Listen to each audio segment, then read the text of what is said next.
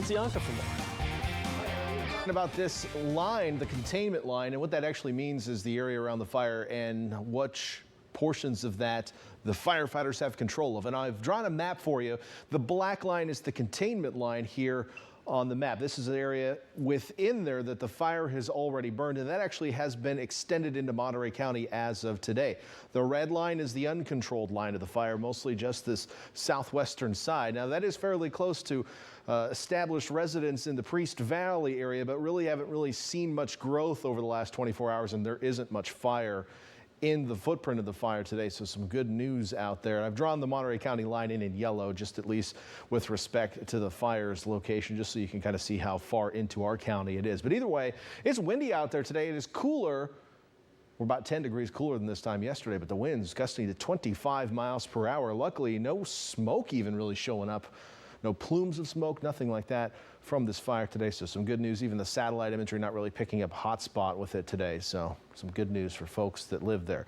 How about we talk about the tropics really quickly here? We've got the earliest G named storm on record in the Atlantic Basin. This is Tropical Storm Gonzalo, and this is out in the open North Atlantic. It is expected to head toward the Windward Islands as a hurricane here shortly and eventually work its way into the Caribbean as we head into the weekend. We also have a storm in the East Pacific. This is the first hurricane of the year in the East Pacific. This is Hurricane Douglas.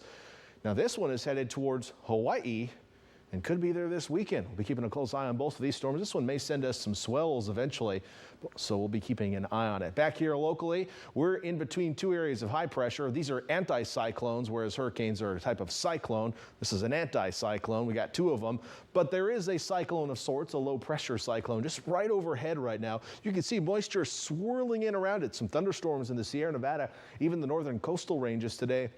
And a brief thunderstorm off of the coast of San Francisco. Don't expect any of that activity to reach us, but you can see it all swirling around the center of low pressure, which is just to our north in the East Bay right now. So this thing is actually going to move on eventually, but it's been responsible for deepening our marine layer, brought cooler temperatures to the region today, and we'll have widespread low clouds once again tonight. May see a little drizzle as we head into tomorrow morning.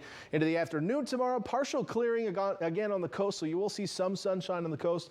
Santa Cruz, you were stuck in the clouds all day today. I expect more sunshine for you tomorrow, but the south and east shores of the bay will probably see periodic low clouds. You may see some sun poke through as well, but generally another cloudier day out there.